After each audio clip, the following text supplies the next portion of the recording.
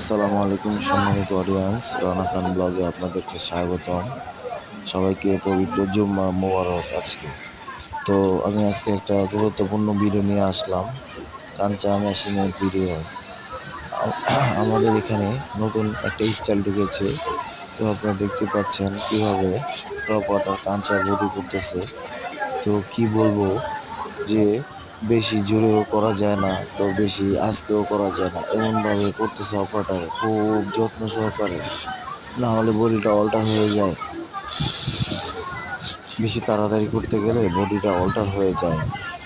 তো ওটা আবার মেশিনে লুপারে হচ্ছে রেশমি সুতা, বেশি জোরে টান দিলে আবার সুতাটা কেটে যায়। তো এই হচ্ছে একটা বড় সমস্যা।